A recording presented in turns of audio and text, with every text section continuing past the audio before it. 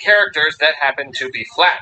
Then Sticker Star began leaning hard into the idea of a paper world, Color Splash perfected the idea, and now Origami King expands upon it by giving us bigger and more unique areas. Once again, everything is made of paper. With Color Splash, I heard it argued many times that the paper world was distracting because it was so much paper, and the paper thing isn't why we etc. While I will admit that that's true to an extent, and it can get a little tiring thanks to the So, the game, I may have gotten a bit overboard with the grinding. It's hard for me to find fault in it. The execution is just so wonderful. So, there's an XP thingy that alters how XP is treated in normal, XP gain in normal, but there's also one that makes insane even more insane. Unfortunately, I can't have both at once. I've chosen the quality of life that is grinding. I won't be using normal mode anymore past this point other than just for when I'm grinding after I retire my units.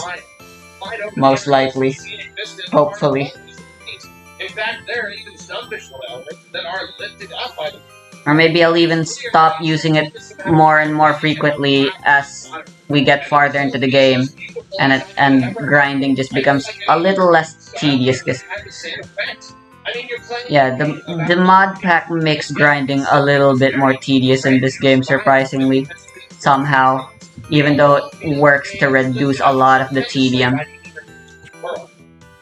Anyway, we've got a lot of stuff we can do now that we're level 15. That if it hadn't taken the 3 games to ditch the new world map, I wouldn't even bother mentioning the fact connected. But it is indeed my job to compare this game to its predecessors to some degree to help inform the purchasing decisions of fans, so mentioning I have. It genuinely could have feel good. To feel like you're exploring one big place instead of a series of dozens of smaller places with severe limitations on what you might find next. I will say that it does feel a little linear at times. A good chunk of the game's major areas are kind of strung together in a line. But even in this case, it still manages to make a difference narratively. Also making a big difference is the wide open area, which is... Let's go complete all of the quests first, I guess, and then I'm gonna go do the missions on the water. Expands upon what was already good about the series. Like, how you're supposed to do like a bunch... Like with your whole game? Sorry. Our stuff comes later. We're talking about something I love. Seriously though, these areas are a breath of fresh air that really help you change up the game's pacing. They kind of ramp up slowly. First with the grassy, then the desert, several connected areas, then the ocean, which is positively gigantic and has a ton of stuff to play. They each bring a very fun element of exploration, as well as a simple satisfaction that comes from traveling across a wide area very quickly. Mario normally runs pretty slowly, so it's just a fun new mode of gameplay to help change things up. I mean, come on, riding the shoe over... It's fun! And to the skeptics who still insist that Origami King's world is just as shallow as the previous 2 worlds, you are dead wrong. On top of being more seamless, the game brings back the idea of towns that NPCs actually live in. Are they filled with unique races? No, they're the standard Mario fare. The towns aren't massive around you. But some of these races have also never had towns in any other game, so this is something new and interesting with Mario. And having towns at all is another thing that makes a massive difference when it comes to the game's narrative feel. I mean, having Toad Town back is terrific. It's decently big, it looks great, and I love how the population sort of fills out as you rescue Toads, which we will of course talk about later. Beats more charisma by a wide play that. On both topics of presentation and narrative feel, one of the best things about Origami King is how cinematic it is. Because of its more open environments comprised of all 3D assets, the devs were given much more camera control than in the first 2 games. This extra flexibility is utilized wonderfully. Having such a dynamic camera does wonders for comedic effect and in building tension or excitement. Cutscenes are so cinematic and cool that sometimes it's we can go on a killing spree against these guys now, actually. Let's do that. Which look amazing and are integrated I also have Blood Return now, which is just fantastic. Gameplay sequences that are just terrific. This thing's still probably overpowered. I still probably won't like it, but I'm still definitely gonna use it. And I feel like they're all just tricky enough to add tension, but easy enough that I die a bunch of times. All I'm effective. And visually, they're an absolute treat. Some of them are legitimately epic and stand out as some of my favorite moments in the entire series. There's a lot of other stuff to love about the visual elements too. You've got beauty and you've got narrative feel, but you've also got that charm and cleverness we've all come to expect from these games. Cranked up higher than ever. I am positively amazed by all the different folding animations, all the origami, and all the paper manipulation the game indulges. Discovering all the ways that toads have been folded and hidden is a delight. NPCs interact with each other in hilarious ways. Every area is packed with an immense amount of clever little features. And the confetti looks amazing! I feel like they must have hired a team of 50 programmers and theoretical physicists to make the confetti look this good. The way it's thrown, the way it all flutters to the ground, the way it fills in these holes in the world. I'll talk about the mechanic more later. Ooh, holy shit, sizzle toast, right? Nintendo has always been amazing at making an action feel. Oh yeah, the elastic turns. Hell yeah. That very companies are able or even willing to aim for. And it's very much present in Origami King. Tossing a bunch of confetti into the air and watching it fall never stops feeling awesome. Hitting a toad with your hammer and watching it unfold is a reward in itself. The way your hammer crumples on anything is just feels good. Even the way Mario runs around feels good. And that's because yeah, it's just pretty powerful, huh? But the sound design as well. It's a marrying of the two to make something that, for whatever reason, sends pleasurable feedback to our brains when we perform certain actions. And the sound design here is simply superb. The effects are silly and fun when they need to be, and scratchy and papery other times. This helps to sell the world and all of its themes so well. The music is good too, though I don't. Yeah, I really don't like Blood Return. It's a blemish on an otherwise perfect, almost perfect rebalancing. It mostly just feels like it works. It's all fitting, but not very memorable, if you ask me. TP is not a resource, but an inconvenience, thanks to Blood Return. I don't think that style really fits Paper Mario. Not even new Mario. Before we move on from the game's presentation, I should mention that the graphics are great, but sometimes the image can be just a smidge jagged for my liking. A high resolution or some sort of anti-aliasing would have been appreciated in some cases. And also, while we're talking about the world, I might as well get collectibles out of the way. Origami King offers a very large number of things to collect. All of it goes in the museum in Toad Town. Naturally, there are loads and loads of toads in the world, which are always fun to track down. I could just limit myself with it. Which can be used to purchase. I'll come up with some kind of limit for it. The next major collectible is these little statuettes, which represent just about every character and notable object in the game. They're all over the place and are fun to browse through. I'll come up with one right now. How about fill out with all the baddies you fight, you've got achievements to earn, and probably other stuff that I'm forgetting. All in all, if you how about once per combat? The devs have given you a load of stuff to do. Although I guess that's still pretty exploitable. Alright, I can only use Blood Return once and only during foe fights or other such important battles. I think that should be a good thingy. There's still Luvobi, there's still the Gladiator, they also have a TP recovery thingy. I'm not sure how I'll limit that other than just, you know, straight up not using it.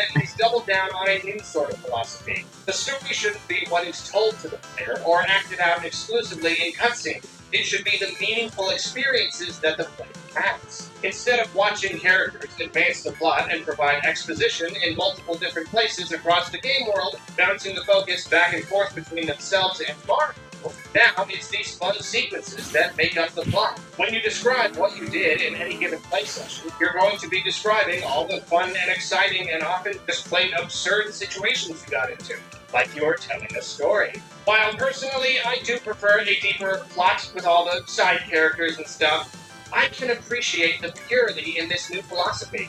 If I'm honest with myself, it feels more in line with the spirit of Mario. We'll talk about creative limitations in a bit, don't you worry, but this is an example of one limitation that actually challenges the designers to do more with what they have, and make sure every moment of the game is interesting.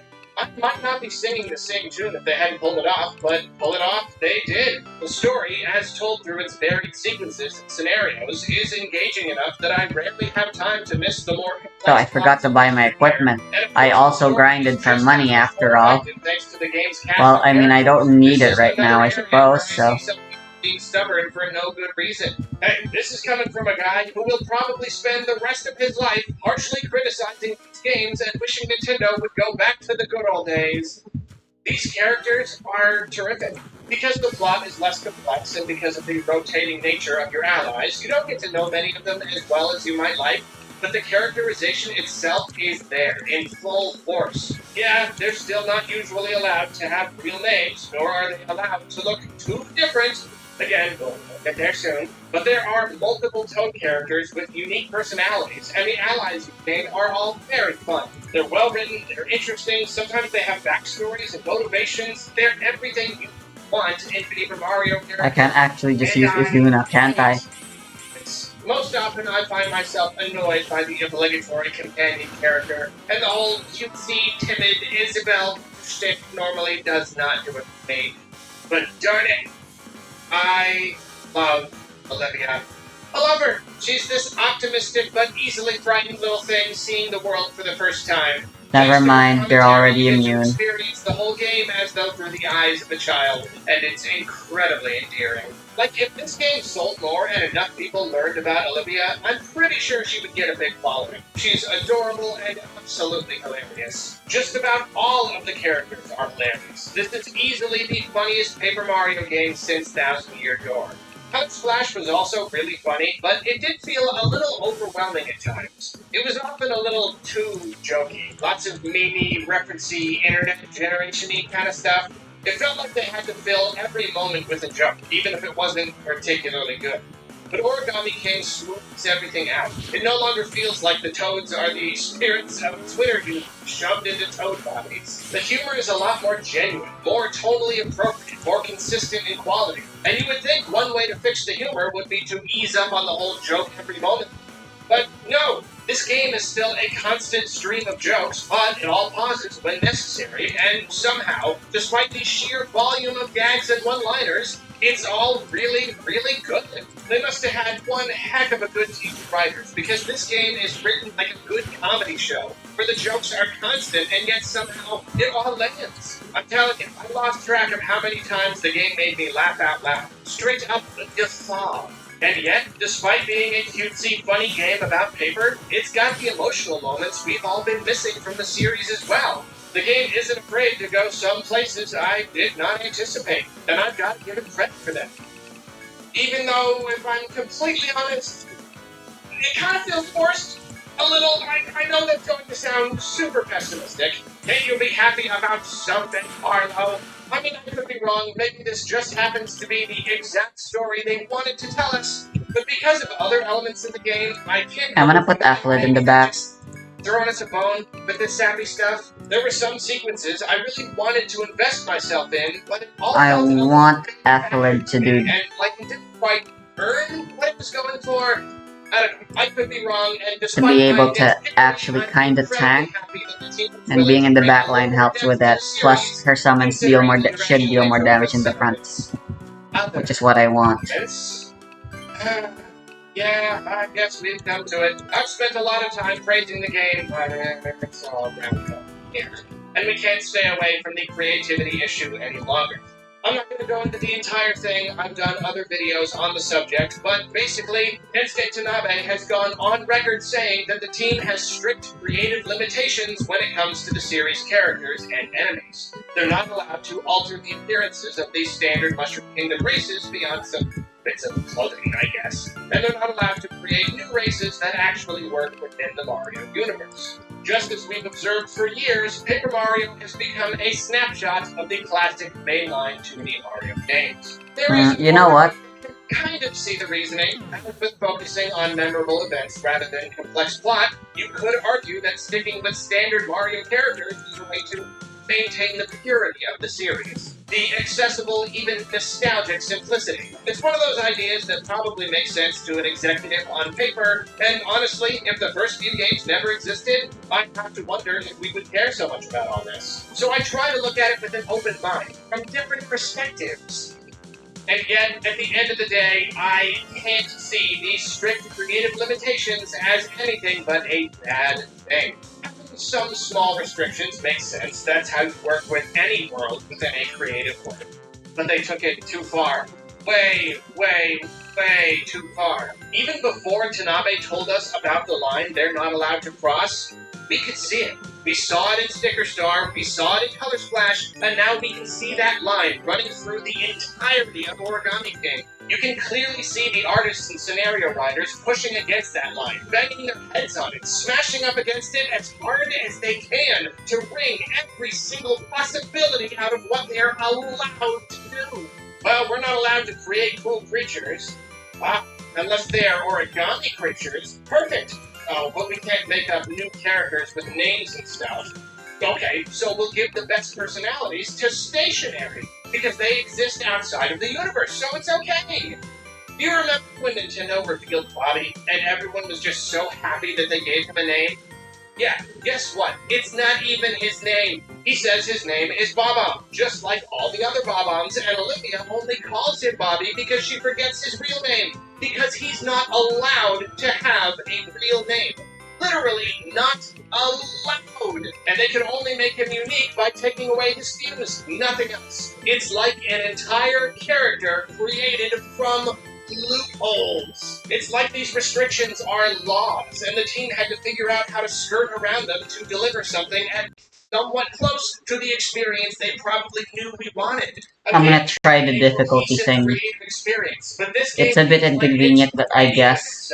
Let's not even consider how foolish this is from a business standpoint. In a world where people fall in love with characters all the time, and that love can act as free marketing and even go on to drive future sales. That's a discussion for another day. Even within this game, all on its own, this is awkward. It's weird and baffling to witness. If you've ever played video games before, you probably I want to see that games with stories have characters, minus and those plus characters 40% damage from enemies and minus 20 damage from us thing. Played video games before, and when I play Origami King, I'm constantly watching the designers and writers bump their heads against that line and being like, okay, but why?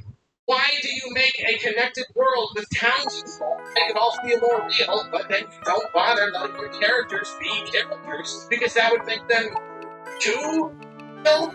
What is that?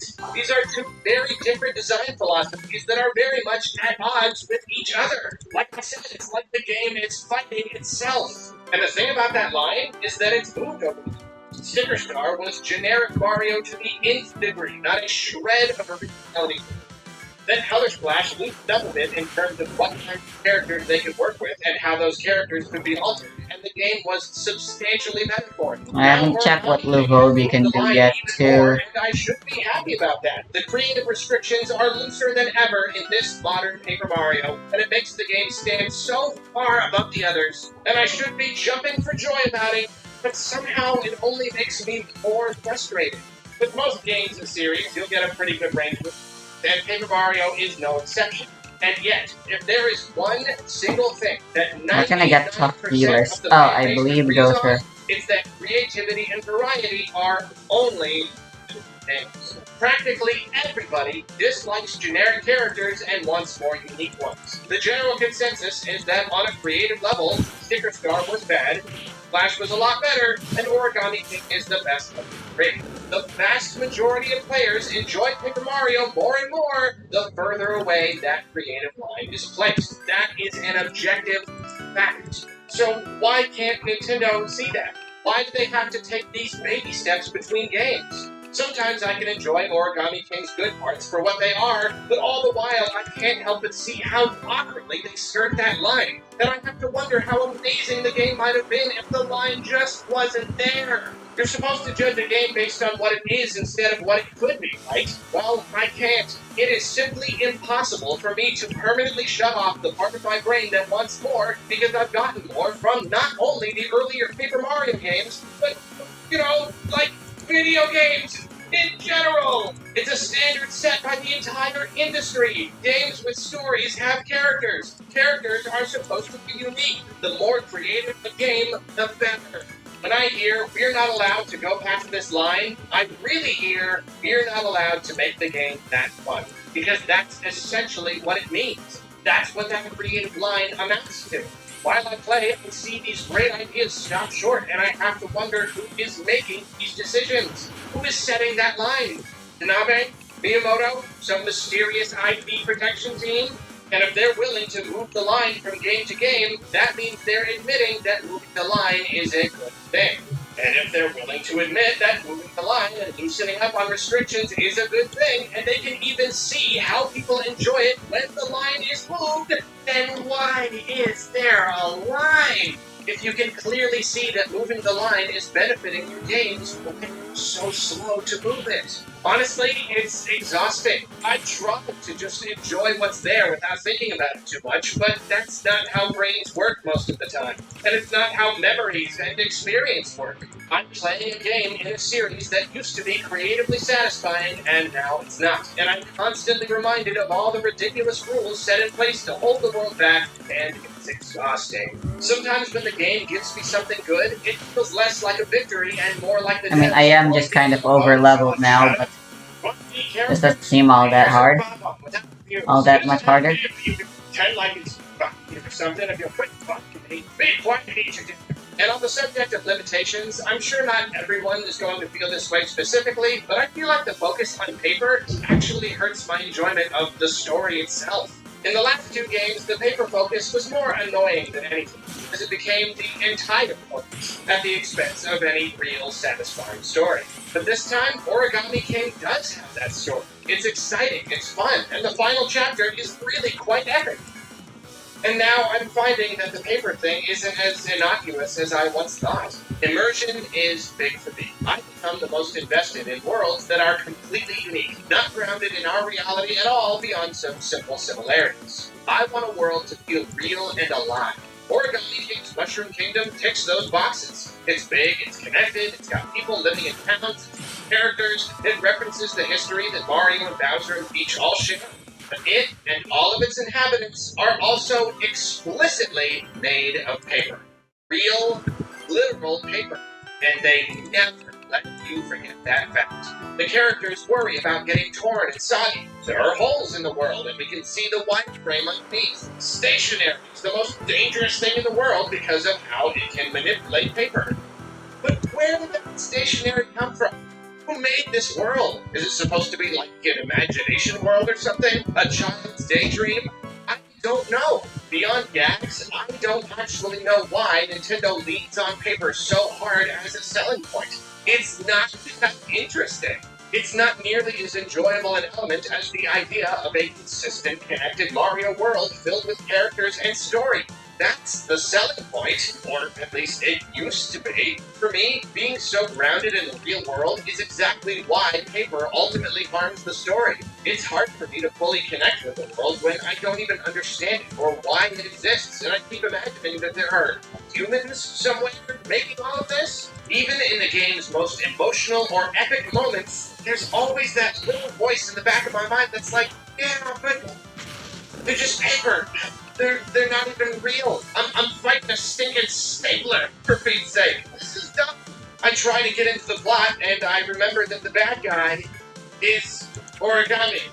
Like, the bad thing you fight isn't an ancient demon or a diabolical villain with crazy mythical dark powers, but the I think I'm just gonna ban altogether the usage of Blood Return and other such TP recovery things.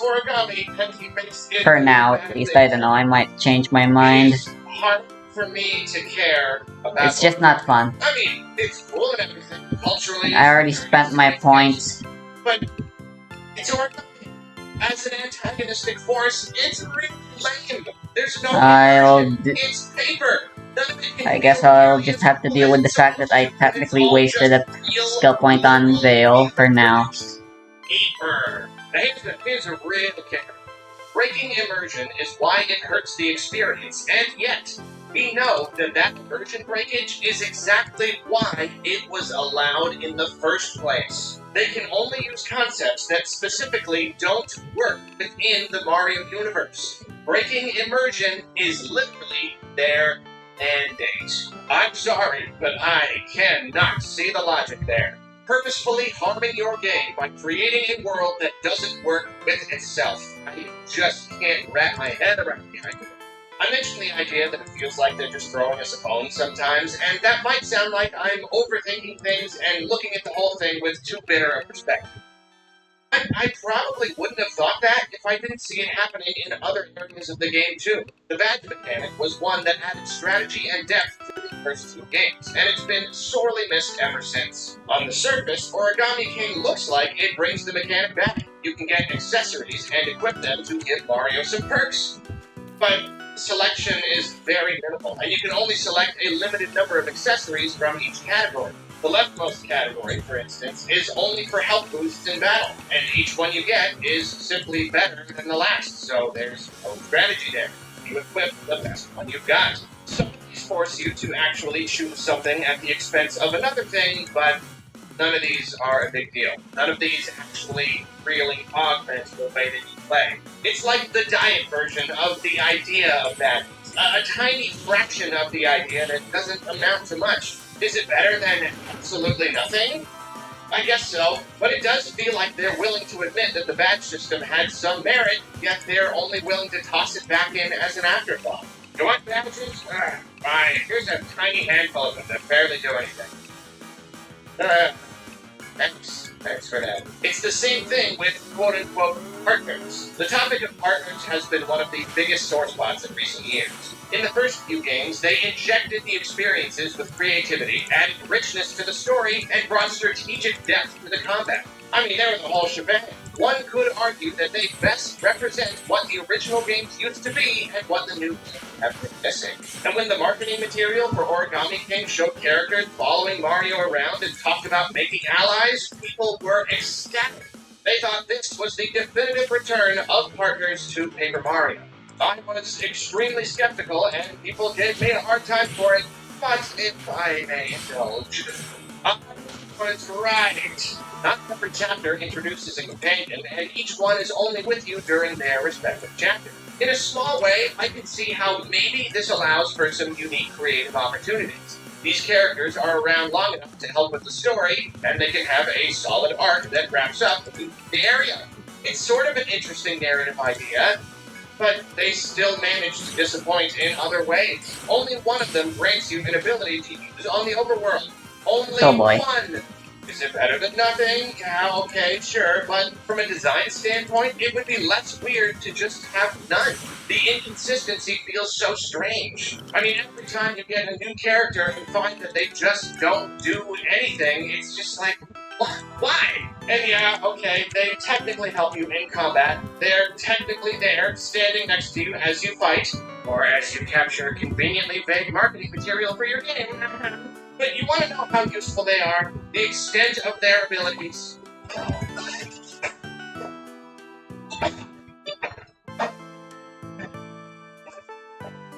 Yeah, if a turn ends and you haven't defeated every enemy yet, your partner will automatically do a little attack. It's moderately helpful sometimes if a couple guys happen to get away from you and it's like, oh, look, I don't have to do another turn. Cool. And alright, that chest is a trap. The point of having them in battles. This one isn't, though. Get us to stop complaining about partners. You want partners? Fine. Here's your partner. Look, see it. Following you around and standing next to you in battle. Whoa, partners. What more could you possibly want? It's possible that instead of trying to appease us just enough, they're actually legitimately trying to give us what we want, but don't quite understand it or something. But that's too hard for me to believe. They know exactly what we want. Every last bit of it. Taname said he heard the feedback. And it takes a great Paska the understanding Bugaba. of the whole situation, a great understanding of the whole series and all of its mechanics, so careful, so methodically choose exactly what to give us and what to hold back and by how much. These partners feel like a very calculated phone throwing to me. Alright, can't put it off any longer. Did the creativity thing, and now it's time to talk about the game's combat. I've been preparing myself for this for months. Just in case you need a little context, here is a brief recap. I felt that Color Splash's combat was way too convoluted. It took way too long to choose and select and paint and play your cards, so even very simple battles against easy enemies were a chore. I also thought that the combat was way too easy, seeing as you could just throw any random cards at your enemies in most cases and things would turn out fine. Having all of your attacks tied to disposable cards was frustrating because it felt wasteful, but then the game threw so many cards and coins at you that there was no semblance of difficulty balance to be found. And of course, battling didn't reward you with anything but more cards and coins, and running from enemies removed them, meaning that running was a quicker, more efficient way of beating enemies than fighting them. It was a system that actively discouraged them from engaging with the game's combat system, which was completely backwards. So going into Origami King, is combat worth doing, was my number one biggest question. Forget the story and the characters and the connected world and all that for a minute. I knew it was going to come down to that combat. Despite popular belief, as anyone who watched my videos on the game knows, I actually thought Color Splash was a really, really good game in most areas, but it was the combat that dragged it down to an almost unbearable level. It basically ruined the entire game. So once again, this was something that could make or break the experience, and I was very nervous. I feel like I was gonna do something, but I forgot. Ah, right. Yeah, I keep forgetting. Question. Does In Origami fact. King fix the mistakes of its modern predecessors? Is the combat actually worth something this time? Well, I wish I could give you a clear-cut answer, but it's kind of complicated. As I said near the beginning, Origami King is certainly worth playing, and that's not something I can say about Color Splash. I say save yourself the headache and just watch an LP for that one. Origami King, it isn't entirely ruined by its combat system, and yet, in ways, I'm even more frustrated than I ever was with the combat in Sticker Star and Color Splash. It doesn't destroy the game entirely, but it does drag it way deep down into the pipe. For the sake of simplicity, let's talk about the ring system first and go from there, because everything stems from the ring system. This ring is my single biggest problem with Origami King. On the surface, it seems fairly innocuous at first, maybe kind of fun, but absolute worst. But remember, this is a review where I do not hold back, and if I have a feeling, I say the feeling, and I feel that this little ring thing is a monument to stubbornness. It is the embodiment of the idea that nothing is more important than new, and that gimmicks trump intuitive design. It perfectly represents why Paper Mario is what it is today. Seem a little overdramatic, a bit too harsh? Well, you knew what you were signing up for when you started. So basically, the whole point of the ring system is that you've got to rotate and slide these spaces around to line up your enemies for better attacks. You have a limited number of moves, and if you line everyone up, you get an attack bonus. From there, you can choose your attack for targets. 2x2 groups can be hit with the hammer, straight lines can be jumped on. I'm exceedingly pleased to report that disposable attacks in the same vein as stickers and cards are fun. Different kinds of jump and hammer attacks are now equipable weapons. They do break over time, but it's nothing like it was before. And you've always got a basic boot and hammer that never break. Boom! That's one problem straight up fixed. This right here, the concept of selecting what to attack and with what move, is the best Paper Mario combat has felt in a very long time. It's basic and intuitive, yet offers the potential for some kind of actual strategy. So, what's the problem, Arlo? Well, I'd say potential for strategy, because this is not the entirety of the combat. You also have that ring part that came before it, which is the actual combat. This right here, the attacking part, not important. Get that in here. It's all about the ring. And the ring does everything in its power to harm the rest of the experience. The ring by itself is a little fun, Like, simply as a puzzle mechanic, it's a little fun to move stuff around, and it does feel good to work out a particularly tricky problem. There's a nice little chunk of satisfaction that comes from doing it. The issue with that satisfaction is that it has nothing to do with the game I'm playing. Beating solitaire is fun too, but at the moment I'm trying to play a Mario game and fight some guys. On a narrative level, it's frustrating because it doesn't make any sense at all. Other Paper Mario games, you're in a fight. You take turns because it's more like a fight simulation, slowed down in order to be strategic. Your attacks represent real attacks that the character can do. That's the whole point of turn-based combat in any game. But what does this ring represent? Why is it with you no matter where you go? What is Mario actually doing when he moves guys around? Why couldn't he do it in previous games? Call it a nitpick if you will, but I feel these kinds of questions are always worth asking. And if a player ends up asking them angrily, then something isn't quite right. And of course, mechanically it's frustrating for a great number of reasons. Like I said, it can feel good to solve a puzzle, but that good feeling is entirely isolated from the rest of the combat. It should feel good to line up all the baddies and get an attack bonus so you can lay into them. But it's not, because it's all too easy to see how this system impacts the battle design and overall difficulty. You always have one move for each group of baddies, and if you line them up and use strong enough weapons, you will wipe them all out.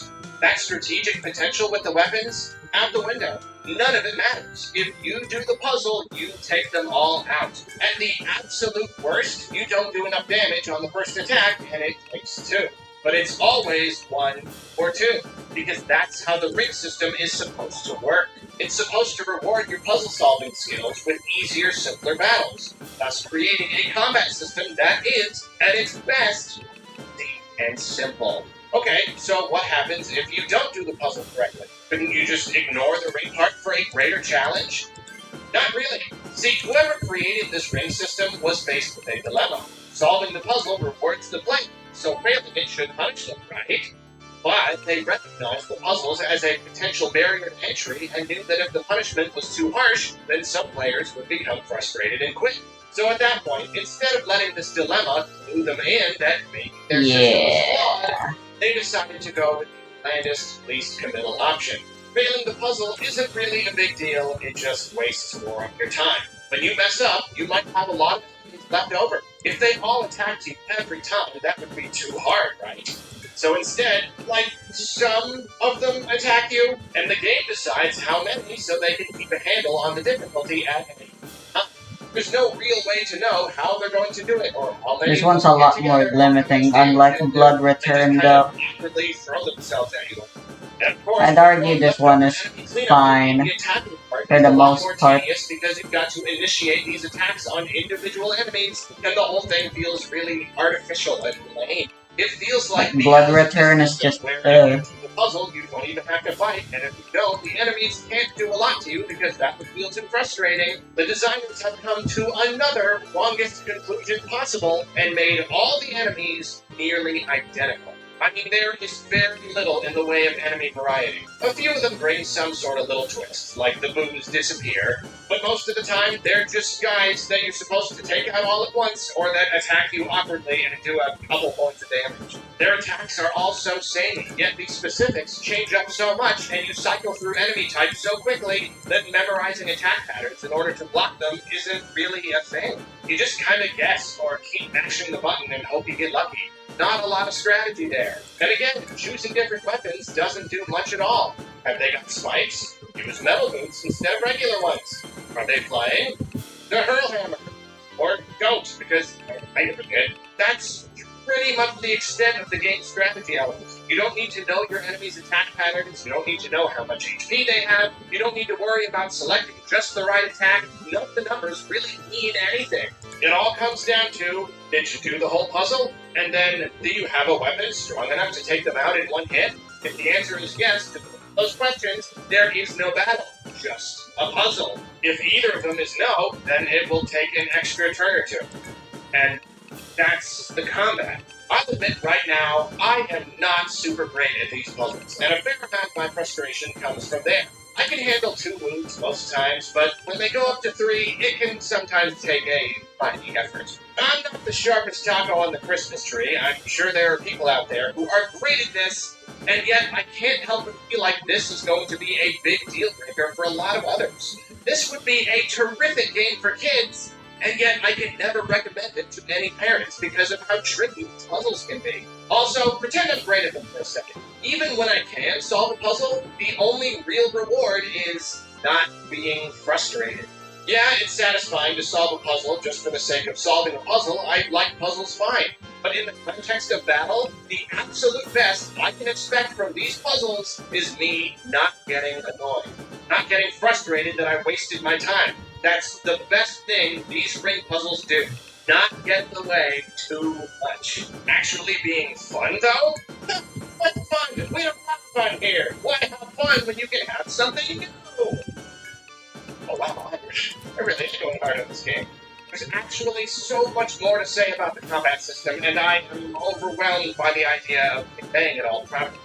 But I shall try. The frustration that comes with fumbling over tricky puzzles when you're just trying to stop some Goombas is alleviated somewhat by a number of features. You can use coins to buy yourself extra time to think, and believe me, this takes a lot of coins. You can burn through a ton if you let yourself. But then on top of that, you can throw money at the toads in the crowd. They'll do some of the ring moves for you, and refill your health depending on how much you give them. And this is where the final semblance of difficulty balance goes out the window. If it's a 3-move puzzle, give them 500 coins and they'll solve 2 moves. The final move is always a no-brainer, essentially meaning that for 500 coins, you can solve any puzzle. And solving any puzzle means winning any battle without much effort.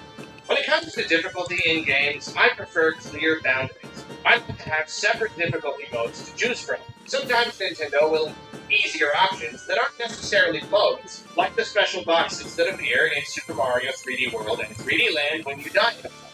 The power-ups are for people who need a lot of extra help. It's not a separate mode, but it's removed enough from the main experience that it's easy for me to ignore. But it's not easy for me to ignore this Toad thing. As the player, it is my goal to figure out the most efficient way to play a game. I want to maximize damage output and resource income. Naturally, this Toad thing is the best way to play. Probably won't end up making any money from the fight, but you can't put a price on saved time.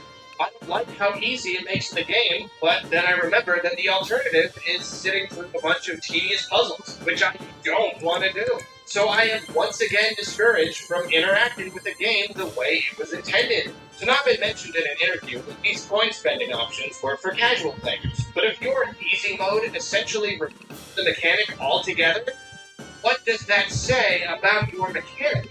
Easy modes and special suits and such in other Mario games still require the player to play the game. But when your entire combat system is based on an all-or-nothing mechanic where doing the puzzle lets you not fight, letting the player not even do the puzzle makes me wonder what the point of your game even is. Having these fail-safes makes me wonder if you even thought the ring idea was good in the first place. I said this about the fact that you could beat enemies by running from them in Color Splash, a game that already had combat with almost no support. I was pleased that I wasn't being forced to engage in a combat system I thought was cumbersome and boring, but I was also annoyed that the devs would be so uncommitted to their ideas that you could just skim over an entire facet of the game and there would be no harm done. And I'm feeling the same thing here. I'm glad they've given me a way to circumvent the annoying mechanic they created, and yet I'm almost more annoyed that they have so little conviction about their design. It feels like by giving us these easier options, they're almost admitting that their system has serious problems. Don't agree yet? Well, let me tell you about the final helpful option the designers have given us. When solving a puzzle, at any point you can hit the X button and ask Olivia for tips. And no, the help doesn't come from the tips themselves. The help comes from the fact that the game pauses. And while it's paused, you have a nice view of the whole map. Finding time, giving money to Toads, why do any of that? Just press X. Just press X! Imagine you're playing Breath of the Wild, and every time you pause, time stops, and you can keep moving, and you can kill every monster like this, and there's no penalty whatsoever. It's like God mode, just built right into the pause menu. That's pretty much what's going on here. Is this another feature I'm supposed to just ignore, even though it's right there in front of me all the time? Surely this wasn't a mistake on their part. I refuse to believe they could miss such a detail. So then, what's the alternative? Were they really so uncommitted to their system of trying to solve a puzzle within the time limit that they had to come up with every way possible for the player to get around it? It's like whoever came up with the idea pushed it into the game, making a lot of sacrifices to the game's enjoyability along the way. And they knew the ring was great because it was new, and it was a puzzle, and it had to work, so they pushed all the way to the end. But at the very last second, the rational voice well in the back of their mind was like, wait, hold up. This could actually destroy the game completely.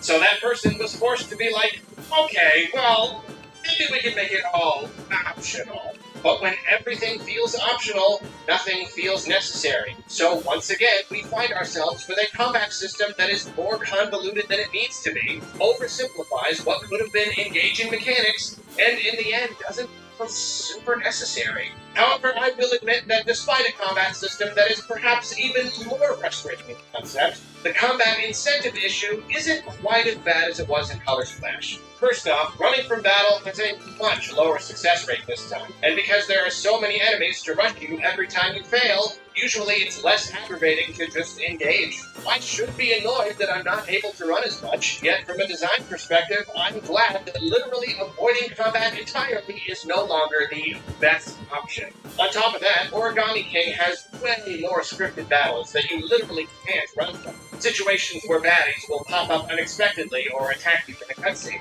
Again, I should be annoyed that I have to battle them, and yet when they're actually blocking my progress, I gain some satisfaction from taking them out. It's easier to engage with the whole system, but I actually have to.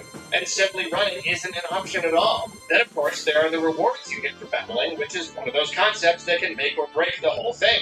Even a boring battle can feel a little better if you know you're going to get something for it. Count the wood panels on the side of your house? Sounds like a pretty boring job. $5? Heck yeah! The Paper Mario team refuses to bring back anything along the lines of XP, so this time, coins and confetti were their attempt to make up for it. And really, this isn't such a bad idea on its own. It doesn't really matter what it is, as long as it helps you out and encourages you to battle in order to get more. So, do coins and confetti act as sufficient incentive to battle random enemies? Yes and... Okay, well, when it comes to confetti, it's a straight no. Confetti is all over the place, and you can farm it all you want. Way later in the game, there are like a couple of places where it's a little scarce, but I never feel like it's a precious resource. Filling holes is satisfying in its own way, and some of these holes block your progress, but in the end, having a confetti limit does nothing for the rest of the game. They could have elected to make confetti a finite resource and make enemies the best way to get it, thus giving us a satisfying collection system and a solid reason to battle random enemies. But they didn't. I don't know why they didn't. I spent a good amount of my playtime brainstorming better ways to handle the confetti system, but I guess they didn't want it. They wanted it to mean very little, I guess. Hey. Great. But what about the coins? Well, this is where they were onto something. You earn a lot of coins in this game, but stuff also costs a lot of coins. Accessories don't impact the game too dramatically, as I said, but it is pretty fun to spend your coins on them. Other random costs come up throughout the story as well, and there will probably be times when you're looking at something you can't afford, and suddenly you go out and get yourself some more cash money. You can indeed make a good chunk of money from a battle, as long as you don't spend any on time or toads or fail to do a puzzle or get hit at all. It's another thing that doesn't really fix the battle issue, but does help at least somewhat. Later in the game especially, you bring in some good numbers from a well-fought, or rather well-puzzled battle, so there's a little incentive there. You'll find a lot more money on the overworld. There are many, many ways to get coins. And the problem is that if you want coins to feel worth something, you've got to stop yourself from trying too hard to get them. Just like I said, it's my instinct to find out the best way to make money and do it a bunch. But if you do that, it won't be long before that feeling of worth goes down the tubes. After the Rochambeau temples and Color Splash, I knew there would be some economy-destroying minigame in Origami King, and I was wrong. If you make a decent effort collecting the stuff, then eventually you will indeed reach a point where you've got so many coins it doesn't feel like they matter much anymore. And at that point, the issue of weapon breakage is also a thing of the past, because you can just buy all the weapons you want. You can only buy the absolute best stuff out on the field, but you'll never really need more than you get. And this sort of summarizes the overall issues the game has with balancing. There is no balance to anything. If something is hard, just spend money to get around it. If a resource is limited, just take any amount of time to actively pursue that resource and everything's good. If you want any sort of actual challenge, you've got to come up with some kind of strict string of rules and limitations for yourself. With all these little options things, maybe they thought they were making a game for everybody. But to me, it feels like it ended up being for nobody. The puzzles are too hard for casual players, and the rest of combat is too easy for more experienced ones. It's like they just threw everything they could at the wall, and whatever sticks, that's good enough. Let the players create their own challenge. Forget any sort of balance to the game's difficulty or economy or anything. That's not the game designer's job. What are you talking about? So far, I've just been talking about regular battles, but boss battles are a whole thing of their own. And honestly, I'm kind of torn on them. They're sort of on the verge of offering the challenge and strategy I crave. Here, the race system moves the same way, but you interact with it very differently. You have to use these arrows to make a course for Mario to follow. You can collect power-ups along the way, and you have to land on the right spots to perform the right actions. Since there's no one correct answer at any given time, it all comes down to your individual strategy. Toads can't make any moves for you. And this can be pretty tricky. Again, there is something satisfying about getting it right and moving Mario along this long path and picking up a bunch of stuff and doing just what you need to do. These battles also have a lot of very fun animations. They're pretty exciting at times, and the stationary bosses are each unique with a lot of personality. Every boss has some clever way that they alter the board and force you to rethink your strategy. It's obvious that a good amount of thought went into each boss encounter, and I actually came a little close to dying a couple of times on bosses. Unfortunately, these battles still fall into a lot of the same old pitfalls along with some new ones. Toads might not make moves for you, but they can refill your health instantly whenever you want, so I didn't really. And also, you can still press X to pause everything and take all the time you need planning your strategy, so yeah. But the biggest problem with these battles is that they're long, convoluted, and don't clearly convey what you're supposed to do. The boss battles in Sticker Star and Color Splash lacked any real challenge because of the thing system. Couldn't beat a boss unless you had just the right thing to attack them with. Sometimes the answers were very obtuse, and it could be a chore trying to figure out what to use. If you used the right thing, though, you would incapacitate the boss entirely and wipe them out, no problem. It was an all-or-nothing system that compromised the satisfaction of the very act of battling an enemy, and wow, am I starting to see a pattern. Here, Origami King does away with things, and I've seen a lot of people celebrate that fact. And yet, I feel like they're still here in spirit. The game is just more subtle about the process now. Every boss has specific weaknesses. Makes sense. Some of these weaknesses need to be opened up by exploiting other weaknesses. Still makes sense, but it's the execution that's the problem. There's obviously some logic to some of these battles, but it can still take a ton of trial and error to do what you need. All the major attacks against bosses are done using these elemental powers and the thousands of arms. You'll try to use something that seems like it should work, only for the attack to fail and for Olivia to be like, no, you can't do that yet, you've got to do this other thing first. Then you'll do that other thing and she'll be like, you can't do that from that angle when he's doing this attack. And it's constantly like this, constantly telling you, no, that won't work, this other thing. You did this too soon. You used the right elements, but at the wrong time. No, don't hit it with your arms. That just makes things worse. You've got to hit it with your hammer from behind, I guess. Even though the arms should theoretically work too, but they don't for some reason. But now hit with your arms. I decided that now is the time. And the whole time, the boss is pummeling you, giving the illusion that this is a tough enemy, when it's really not at all. It's just that it's a stupid, convoluted process to get a chance to perform one proper attack on the thing. And sure, there are these little envelopes with tips in along the board, and they can help sometimes, but most of the time they don't help enough, or you can't find a path that leads you past one before it's too late and you've already messed up. And here's the thing. I'm all for trial and error and learning how a boss works through failure. That's how a lot of games. But each of these actions, each thing you try, that's a whole turn. Sometimes that's entire minutes you had to spend staring at the board, dumping thousands of coins into it if you're not cheating, just to hit a wall and have the game go, wrong answer, try again later. Even worse, these necessary magic circles, they're almost never activated right off the bat. You've got to hit this on button to turn them on. And there's only one on the board at a time, and when you use a circle, they all turn off and you have to hit the button again. 90% of the time, the button will be hidden in a chest, so you've got to spend a turn getting it out. All those turns to set up the right attacks, all those turns figuring out what the right attacks even are, each one with a ring puzzle that can take whole minutes under the right circumstances. And muddling this whole process up even more, the basic mechanics of the board are not clear at first.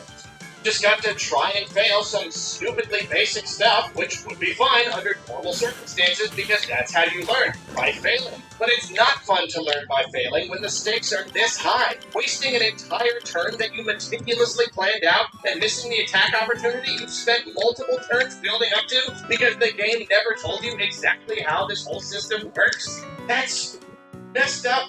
You'll be in situations where you're looking at the board and wondering if the arrows are going to work the way you want, or if Mario is going to land on the right spot, or if a certain attack is going to work at a certain distance, and you won't know for sure until you just do it. Your basic attacks work differently in boss battles than they do in regular ones, and range can affect things in ways you don't expect, and you've just got to figure it all out as you go. All of this combined makes for some truly exhausting boss battles. Some of them are no problem. They're actually ridiculously easy, but then others can inexplicably take ages to complete. And there were a few times where they put me into a state of mind that, if you ask me, means someone has committed a cardinal sin of game design. Sometimes when one too many attacks fail and the boss still has so much HP left, I reach the I want to go home point.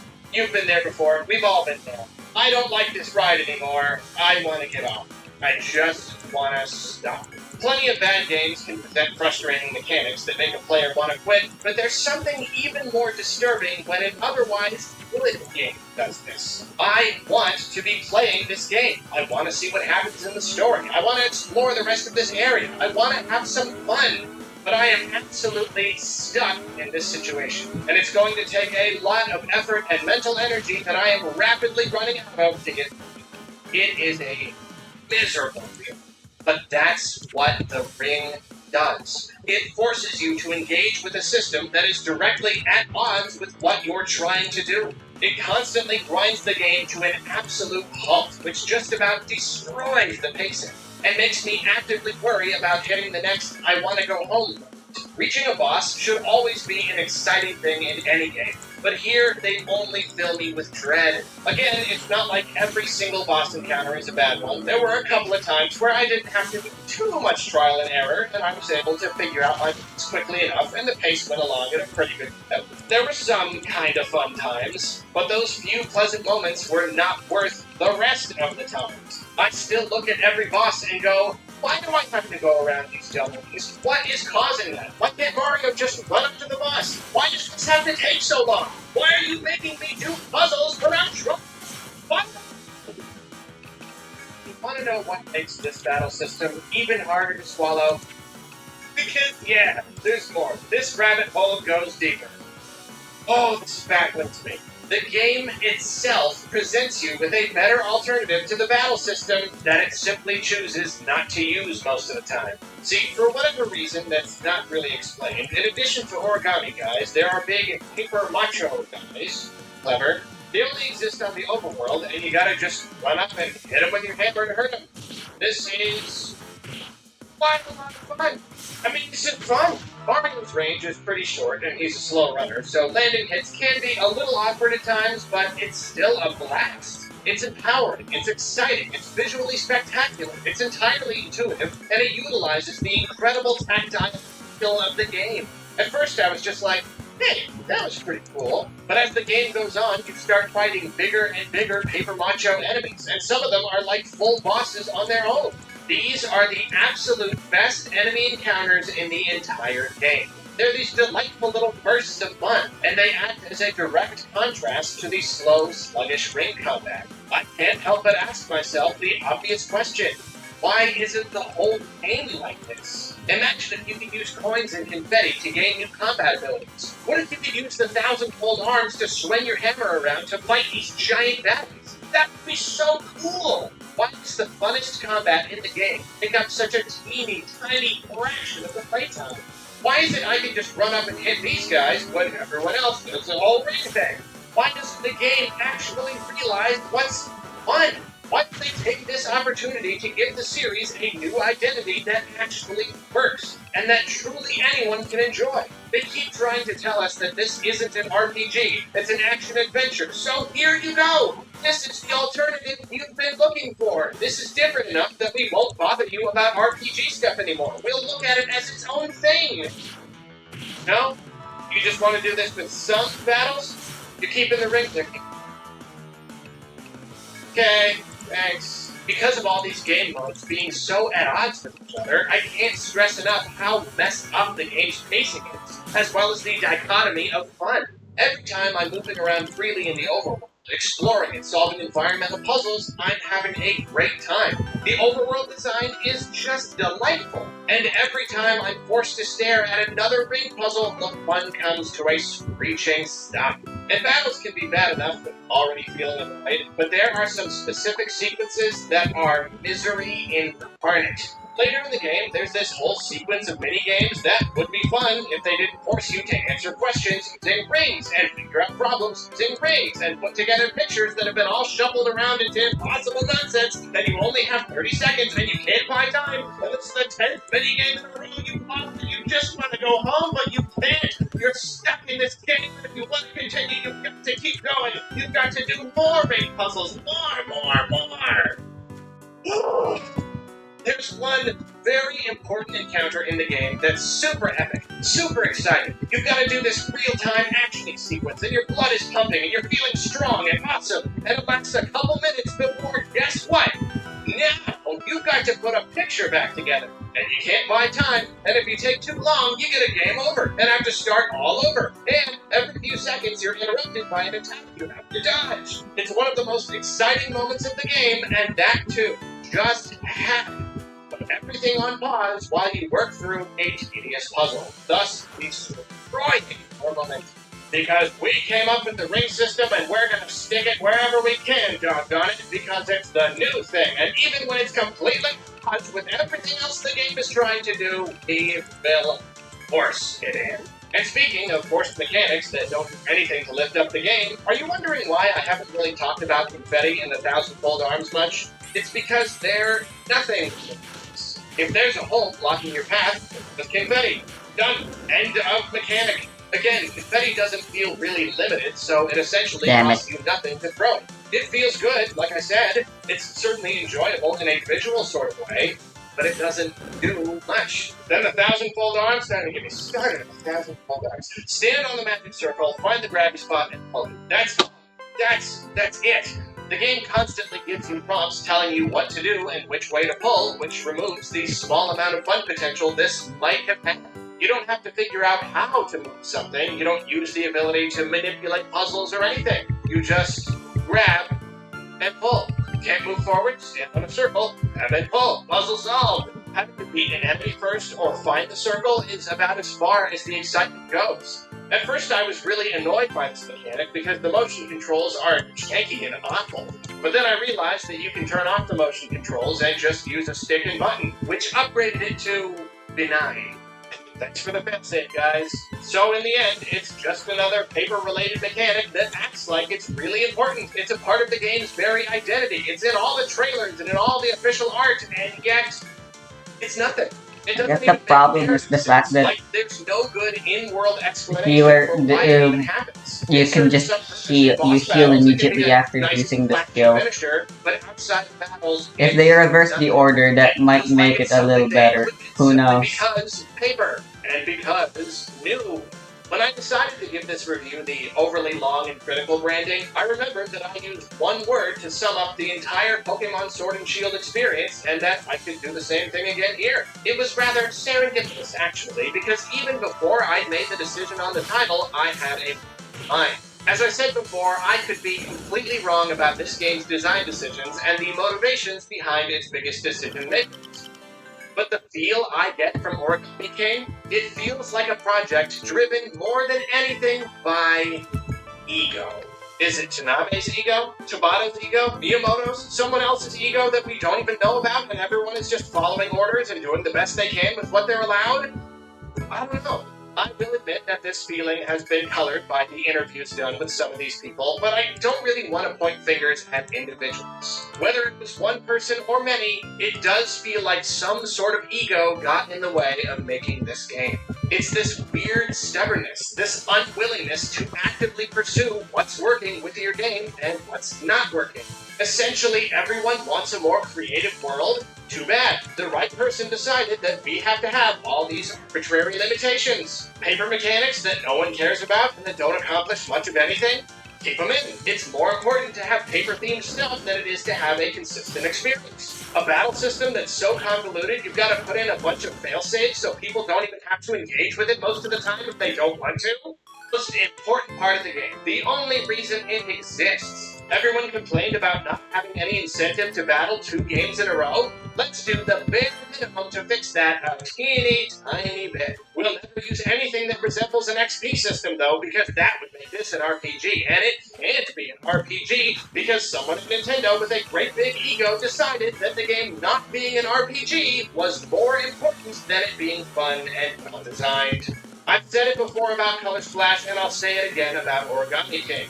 It would not take much to make battles feel completely worth doing, which would dramatically improve the game without even touching the precious ring mechanic.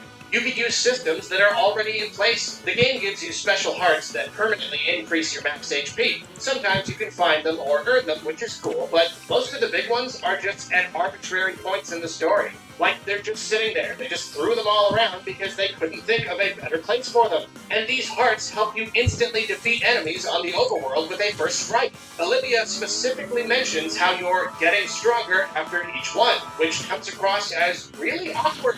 Then beyond that, after you beat every major boss, your max confetti increases.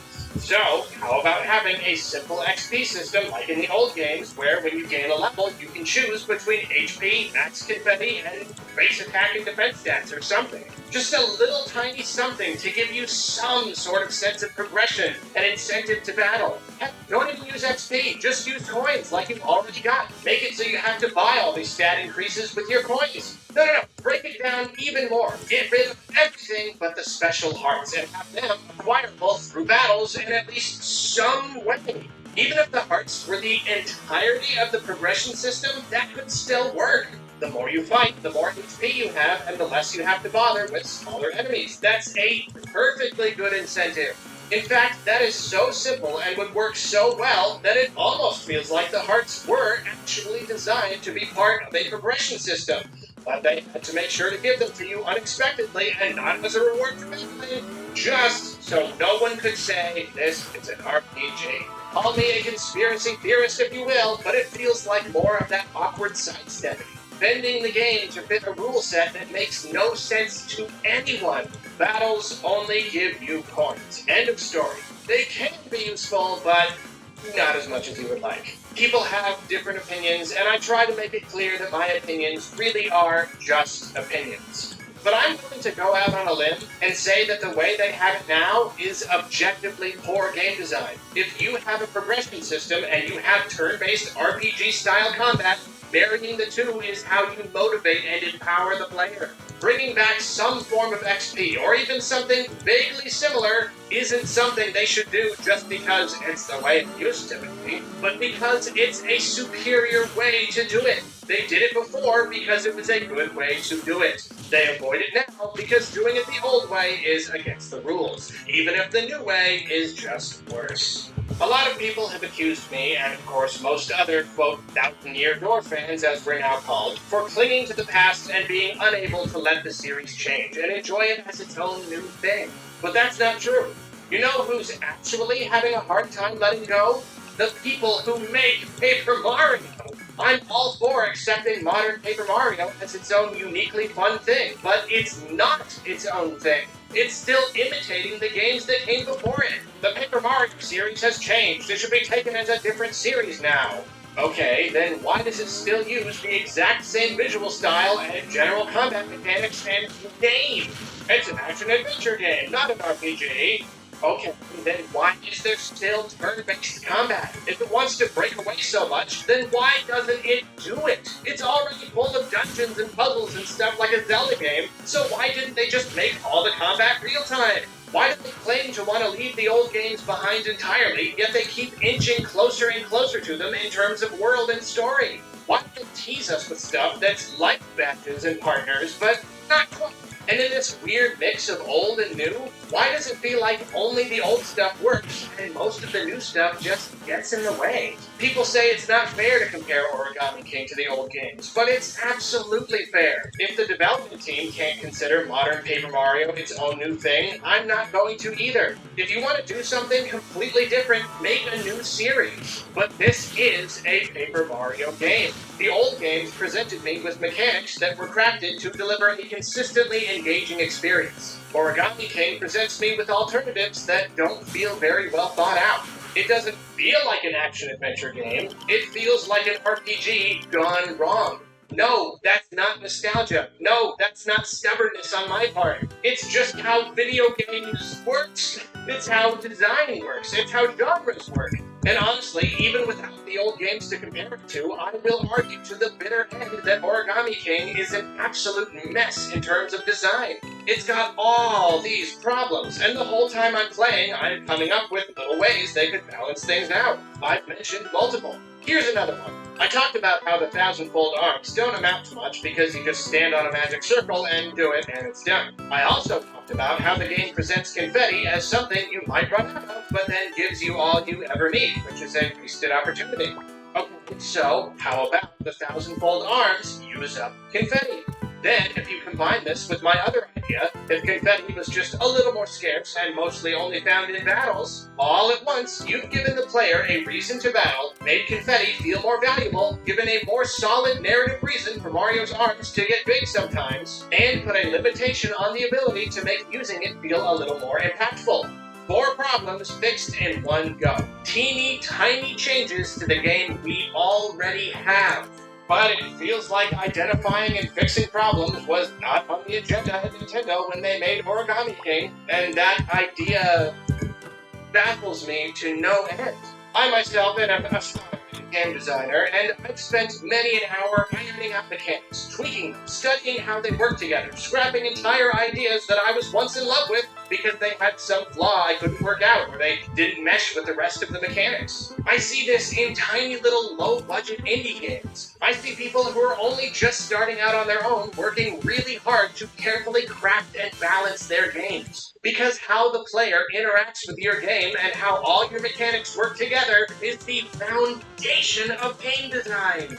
But not when Nintendo's working on Paper Mario.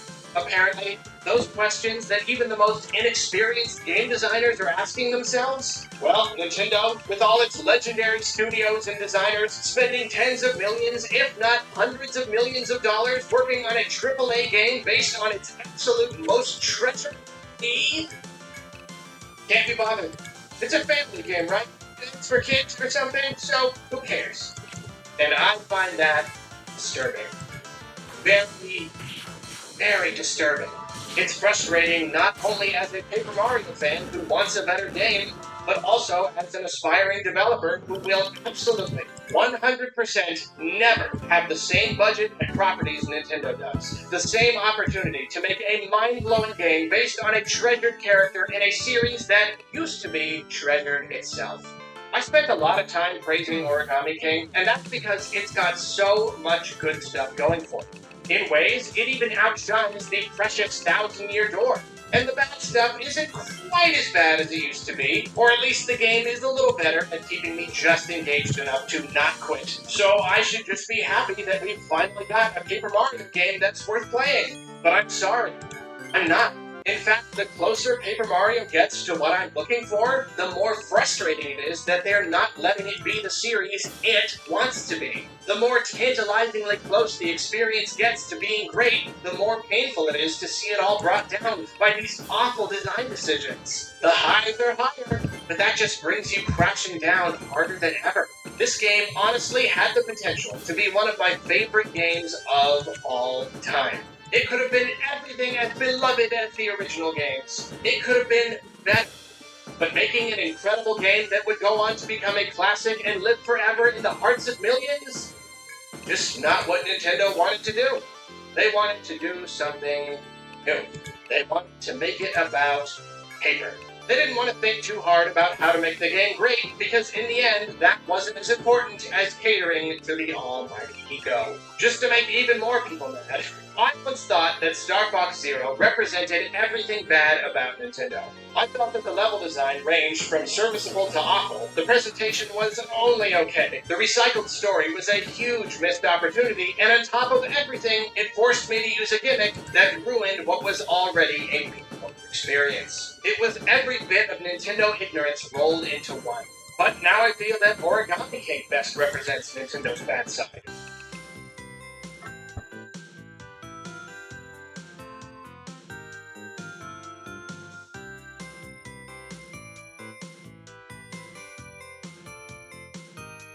Falling over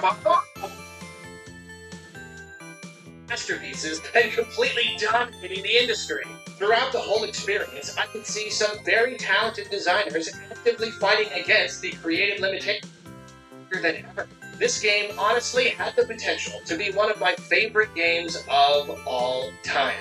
It could have been everything as beloved as the original games. It could have been better, but making an incredible game that would go on to become a out where they didn't mesh with the rest of the mechanics. I see this in tiny little low-budget indie games. I see people who are only just starting out on their own working really hard to carefully craft and balance their games. Because how the player interacts with your game and how all your mechanics work together is the foundation of game design. But Paper Mario, apparently, those questions that even the most inexperienced game designers are asking themselves? Well, Nintendo, with all its legendary studios and designers spending tens of millions, haven't beat up the boss yet. millions of dollars Frick. working on a AAA game based on its absolute most treasured IP, can't be bothered. It's a family game, right? It's for kids or something, so who cares? And I find that disturbing. Very, very disturbing. Frustrating not only as a Paper Mario fan who wants a better game, but also as an aspiring developer who will absolutely, 100% never have the same budget and properties Nintendo does. The same opportunity to make a mind-blowing game based on a treasured character in a series that used to be treasured itself. I spent a lot of time praising Origami King, and that's because it's got so much good stuff going for it. In ways, it even outshines the precious Thousand Year Door. And the bad stuff isn't quite as bad as it used to be, or at least the game is a little better at keeping me just engaged enough to not quit. So I should just be happy that we finally got a Paper Mario game that's worth playing. But I'm sorry, I'm not. In fact, the closer Paper Mario gets to what I'm looking for, the more frustrating it is that they're not letting it be the series it wants to be.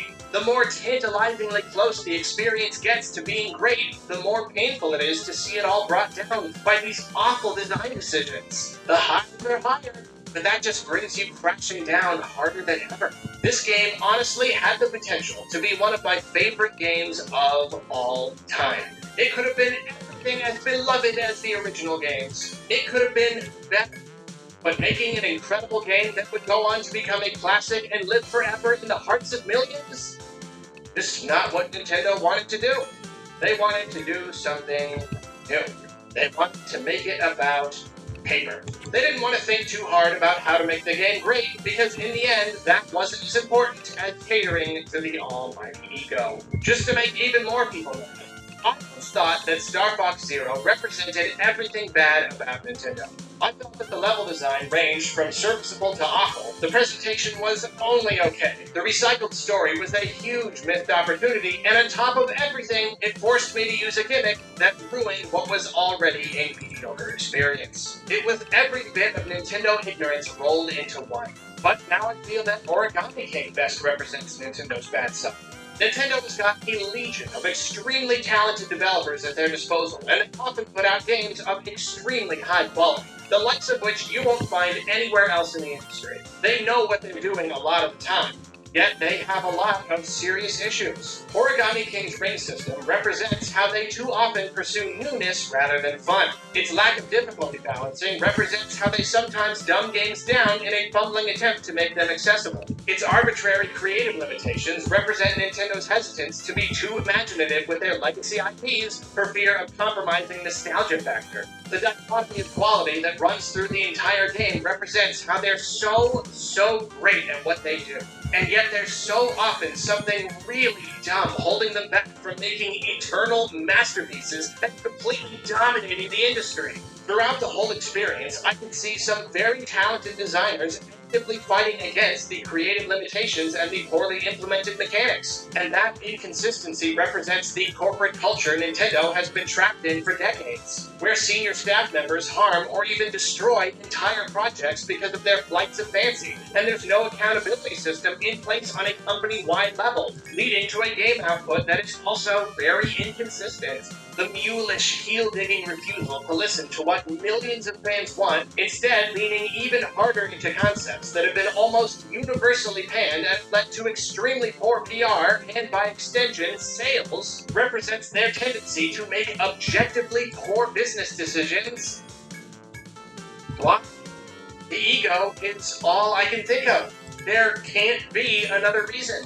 You're a big corporation. Making money is your number one job. Millions of your customers want something. You did that thing before, and when you did, it led to the most critical acclaim and the greatest sales success when considering tax rates. More people have since then been exposed to that thing and are hungry to have it again. Considering modern tastes and trends, that thing would resonate with people more than ever and potentially lead to a massive expansion of your series. You have the experience and the skill necessary to give it to the people who are screaming for it. You have a whole team at your disposal that is eager to deliver it, and you just don't want it. I am making a product with the goal of people buying it and deciding that what those people want doesn't matter. It takes a very big ego to make a decision like that. And because of that ego, whoever it belonged to, Paper Mario the Origami King is an okay game. I enjoyed the experience most when I just sort of shut off my brain and tried not to think too hard about anything. Even then, frustration always crept in eventually because there's only so much I can ignore. In the future, I'm sure I'm going to look back on some of the stuff in the game and think, oh man, what an amazing experience! I've got to play Origami King again! As I do with many Nintendo's games that even today stand the test of time and are enjoyable again and again and again. But then I'll think about it for another moment and remember, oh yeah, that means I would have to play Origami King again. And I will probably change my mind. It was absolutely worth playing once, but after this I'll probably just save myself the time and skim through an LP for the good parts. And that's the best we can get from Nintendo when it comes to Paper Mario, apparently. That's the best we're allowed to have. We have good enough to buy, technically. Good for a lot of it. Good if you just shut your brain off and not think about it too much. Good for what it is. Great. Quite the legacy this company's got. Good to see it being upheld. Hashtag PlayBugFables. Well, there you have it. I know my opinion is not in the majority. Most people who play Origami King seem to like it just fine, and as always, I must reiterate that I respect those people's opinions. But whatever the majority opinion might be, however people might respond to all this, I've got to stay true to myself. This game made me feel a lot of things, and I have now said all of those things to you. So it is what it is. If you stuck with me through the whole video, I thank you from the very bottom of my heart, and I hope you found it at least somewhat enjoyable. At this point, I am much too exhausted to come up with a good outro joke, so all I'll say is, Have a good one. Love you.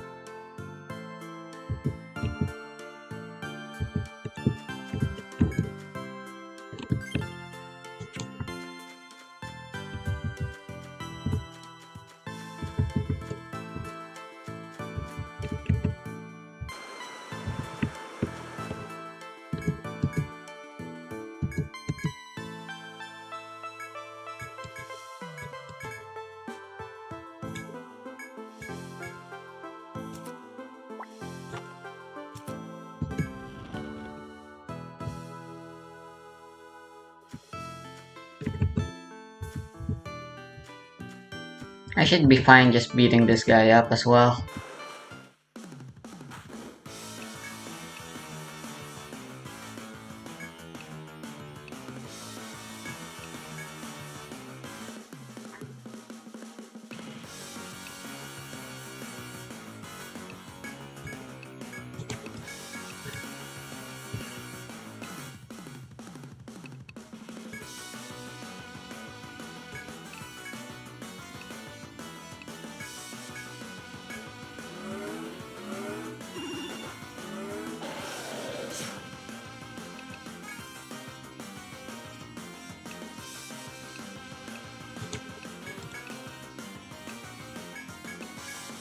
I forgot about my limits.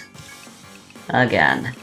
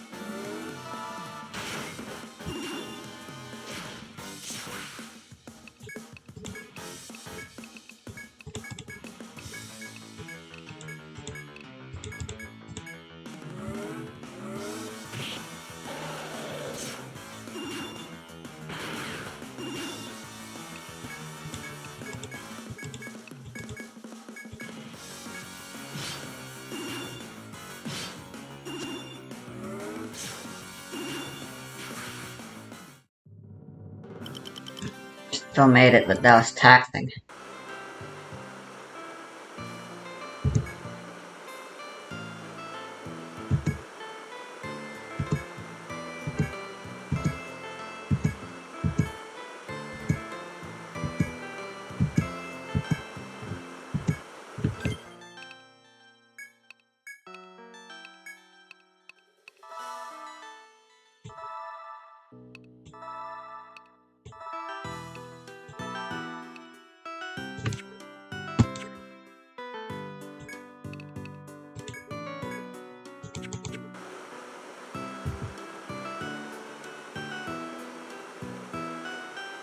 Maybe I'll put a limit to safe stroll as well. The off-field abilities, like Rocket Engine and stuff, I'll limit them to once per day. They refresh at the exact same time as the Chop Mine and Take stuff does. In effect right now.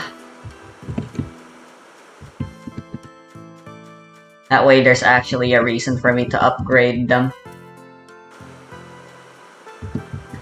And not just spam them every time I have them on my party.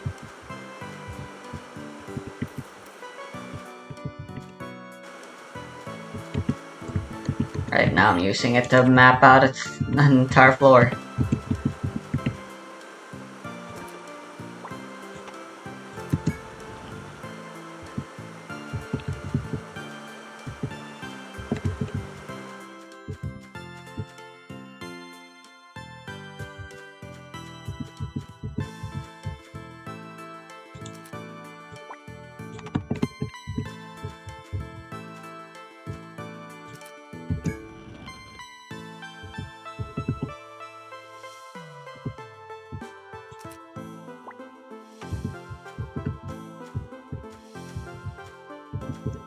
There's nothing here.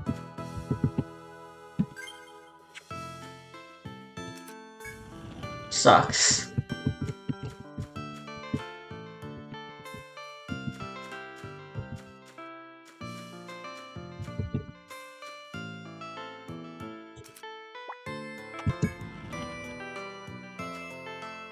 Ah, here we go.